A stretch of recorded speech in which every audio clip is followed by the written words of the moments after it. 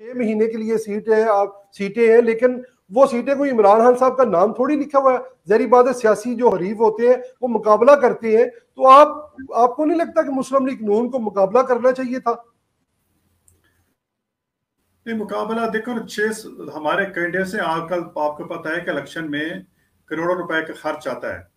जी अब 6 महीने या 5 महीने के लिए हमारे कैंडिडेट्स भी, और मैं भी नहीं चाहूंगा कि मुझे इलेक्शन लड़ना पड़े कि जी 6 महीने का इलेक्शन है या 5 महीने का इलेक्शन है।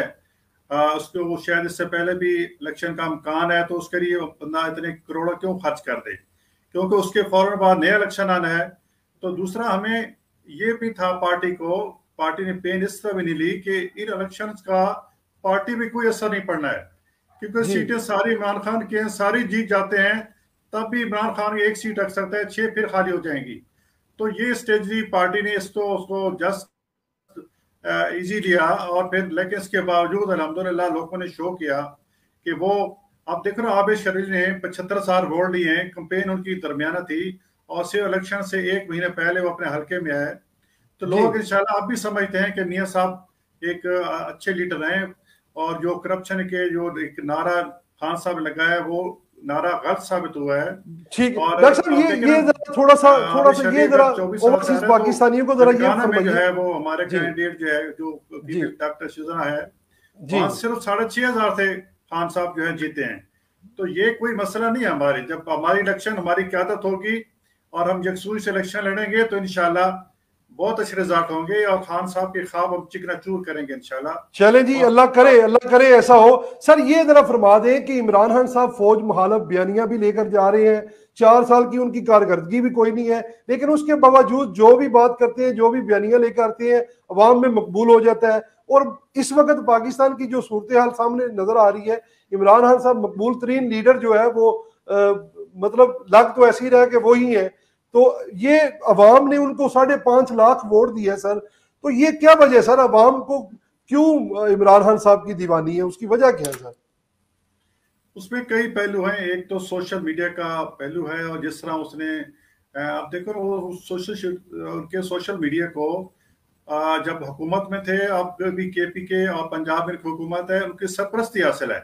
यानी जी कि उन्होंने पेड बंदे रखे हुए हैं, 300-400 बंदे, और उनकी हजारों लाखों में तनख्वाहें हैं।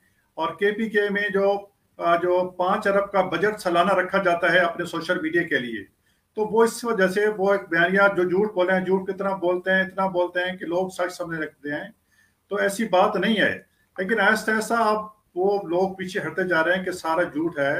अब वो एक साइफर का बयानिया बनाया था उन्होंने, जी उससे जब वो बयानिया खत्म हो गया उनका। अब मेन मसला महंगाई का है। महंगाई से लोग परेशान हैं। महंगाई वो समझते हैं कि बहुत ज्यादा है, और वाकई है ज्यादा। हमारे अपने लोग भी महंगाई के नीचे पिछे हुए हैं। लेकिन ये महंगाई को हमारा इसमें कसूर नहीं है। ये खान साहब के दौर में जो है, वो खान साहब की पॉलिसियों की वजह से महंगाई जो है वो बढ़ी है। और इंशाल्लाह हम इसको अगले 2-4 महीने में नीचे ले आएंगे, और इंशाल्लाह लोग हमारे साथ फिर खड़े होंगे। अब देखो ना, कोई खास अगर जी 8-10 हजार से हारे हैं, तो ये कोई मसला नहीं है। हुकूमत से हमेशा लोग अनाए होते हैं और अपोजिशन के साथ होते हैं। तो इंशाल्लाह हमारी कारकर्दगी 2-4 महीने में सामने आ जाएगी। आप डॉलर का रेट देख लें, दूसरी चीजें देख लें, आज चीजें स्टेबल हो रही हैं। ऐसा ऐसा कुछ टाइम लगता है।